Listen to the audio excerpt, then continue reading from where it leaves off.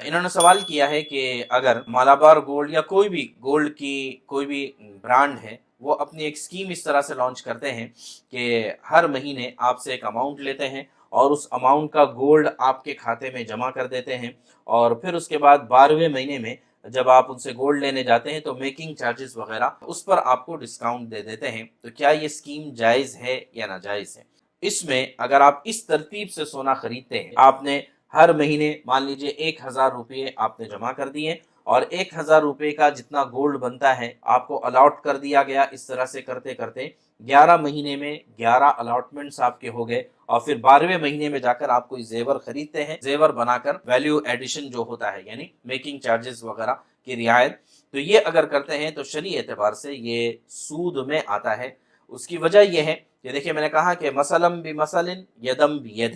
کہ اگر سونے چاندی میں اگر کوئی معاملہ کرنا ہے، ویوہار کرنا ہے، تو وہ برابر سرابر ہوگا، دوسرے کے ادھار نہیں ہوگا۔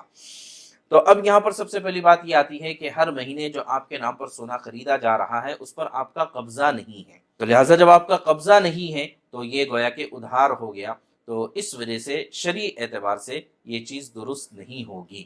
ہاں، اگر قبضے کی کوئی صورت بن جاتی ہے تو پھر یہ الگ ہے، جیسے کہ ہم نے اس ویڈیو میں بتایا تھا کہ ڈیجیٹل گولڈ جو ہوتا ہے اس میں آپ قبضہ کر سکتے ہیں، اس لیے کہ وہ آپ کے اکاؤنٹ میں آ جاتا ہے، اور یہاں پر فزیکل گولڈ آپ کو نہیں ملتا، اس لیے کہ اتنی چھوٹی مقدار، یا مان لیجئے کہ آپ 1 گرام بھی اگر لیتے ہیں تو وہ 1 گرام آپ کو دے دیں گے، ایسا تو نہیں ہوتا ہے۔ تو اس وجہ سے یہ اسکیم چاہے وہ مالابار گولڈ کی ہو یا کسی بھی گولڈ کے کمپنی یا گولڈ کے برانڈ کی ہو، تو یہ ناجائز ہے، یہ حرام ہے، یہ نان شریعہ کمپلائنٹ ہے، یہ سود ہے، اس وجہ سے صحیح نہیں ہوگا۔ تو لہٰذا جو اسکیم انہوں نے بتائی ہے اس اسکیم کے مطابق تو وہ ناجائز اور حرام ہے۔